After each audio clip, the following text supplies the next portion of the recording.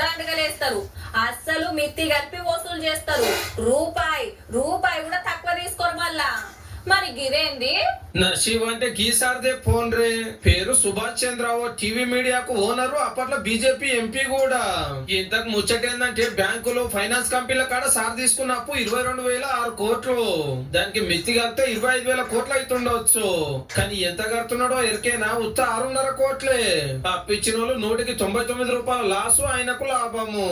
అట్లా ఎల్ఐసి కాడ 1,300 కోట్ల బాకీ తీసుకొని ఉత్త 38 లక్షలు కడితే కథం. గమ్మత్ అనిపిస్తున్నదిలే.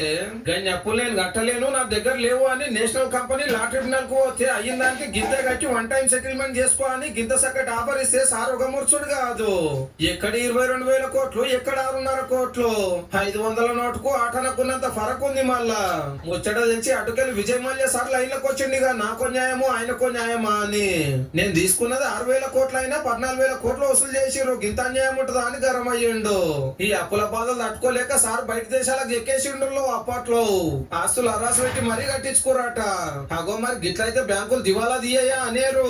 పైసాకు పైసా వసూలు చేసుకోవడానికి మనం ఉన్నాం కదా. నోటీసులు పంపిస్తారు, అవసరమైతే ఇంటికి వచ్చి ఇజ్జత్ తీస్తారు. ఆస్తులు అమ్ముకోనైనా అసలు మిత్తి కట్టేదాకా ఊకోరు. అంటే మన సొంటోళ్ళం కొట్టి గసొంటోళ్ళకి వచ్చి మహా గొప్ప సేవలు అన్నట్టు.